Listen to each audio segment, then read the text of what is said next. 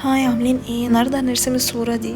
المرة دي مش بورتريه، هيكون الستايل اكتر عبارة عن فن الاناتوميك دروينج، والفن ده بيكون زي التعبير عن الحركة او الجسد بشكل كامل، مش زي البورتريهات اللي احنا رسمناها قبل كده بتكون وش فقط. يعني ناس كتير بتقول ان انت لازم يبقى عندك خبرة وترسم بالنسب وهكذا. اكيد كل الكلام ده هيساعدك كتير، بس هو مشكلته انه محتاج وقت كتير شوية. فعلشان كده النهاردة ان شاء الله هنبدأ ان احنا نرسم غير اي خبرة ومن غير اي نسب، ونشوف هتطلع معانا عامله ازاي. انا هدفي لما اطلع الرسمه في الاخر الريزولت تبقى فيها شويه تكستشر بتاعه القلم الرصاص، وعلشان كده هبدا استخدم السيت دي. هسيب لكم لينك تحت الفيديو. تكنيك النهارده مش هعتمد خالص على ان انا ارسم اوتلاين، هرسم الجسم كله كانه شيد واحد. هفرش اللون بفرشتي بطريقه زي اتجاهات، يعني مش هركز في اي حاجه غير اتجاهات، وهتخيل كل اللي انا شايفاه في الريفرنس ده عباره عن زوايا، مش هشوف خالص ان ده رجل او ايد او هكذا. يعني الغلط جدا في الرسمه دي ان احنا نروح على ديتيلز على طول كده.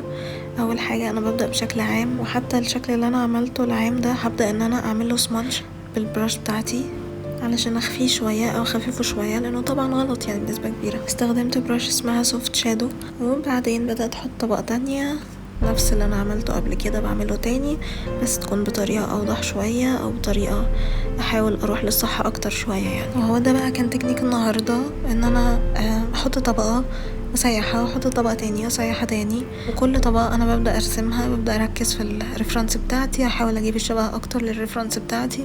كل ده انا معتمده كأن الجسم كله عباره عن شيد واحد، ومخففه لون الفرشه بتاعتي. وبعدين هختار الجومه بتاعتي وهبدا ان انا اعمل شيب اكتر للجسم بيها، احط كيرفات اكتر، برضو بستخدمها كأنها فرشة كأنه لون أبيض. يعني مرحلة الشادو كان عيني رايحة أكتر للجسم وزواياه وهكذا، دلوقتي عيني بتروح أكتر للنيجاتيف سبيس اللي هي بتكون في الباك جراوند أكتر.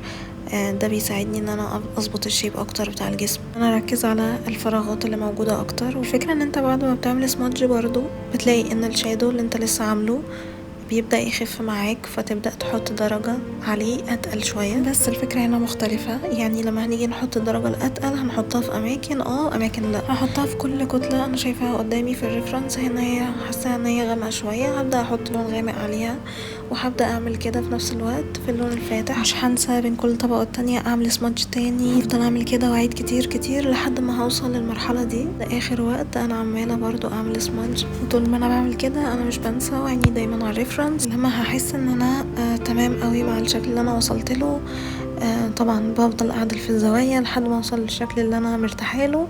هبدا ان انا ازوم وابدا ارسم التفاصيل الصغيره. زي ما قلت لكم التكنيك هيفضل كده لحد اخر الفيديو، لكن لما هاجي ارسم الديتيلز هزوم بس الصور وخلاص. حتى الملامح هرسمها بنفس الطريقه. متنساش تنزل الفرش، وفي ست تانية فري لو حابب تنزلها في نفس اللينك.